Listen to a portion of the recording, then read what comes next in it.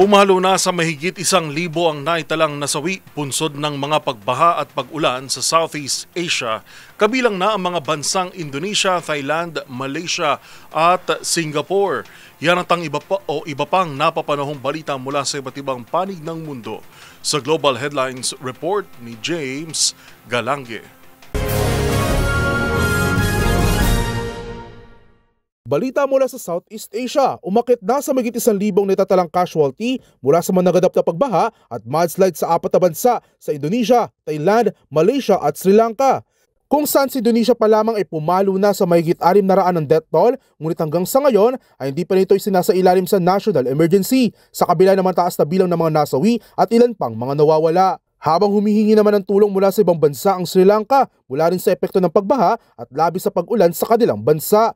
Matatandang nasirang nasa halos 200,000 kabahayan bunsod ng Cyclone Ditwa na umagupit sa kanila kamakailan. Samantala, nailigtas naman ang dose-dose ng usa o roe deer sa Siberia matapos manganib sa epekto ng climate change. Yan ay matapos paunti-unting matunaw ang yelo ng isang frozen lake dahilan para maging madulas ang ilog na siyang naging mapanganib para sa mga residente gayon din sa mga wildlife animal. Natural para sa mga bansang nasa Northern Hemisphere kung saan matatagpuan ang Siberia na maging malamig ang klima. Ngunit ang dahil sa epekto ng global warming ay sa nitong malaking suliranin sa ilang parte ng mundo maging sa bahagi ng Europa at Amerika.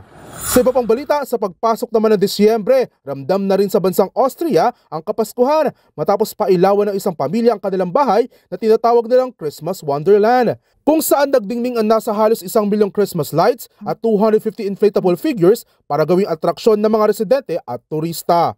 Ang bansang Austria tulad din ng Pilipinas na pinagdiriwang din ang araw ng Kapaskuhan tuwing December 25, gayong isa rin itong secular o Catholic-centric na bansa. At yan naman nakalap nating balita mula sa iba't ibang panig ng mundo. Para sa MBC TV Network News, ito si James Galange ng DZRH TV, una sa Pilipinas, una sa Pilipino.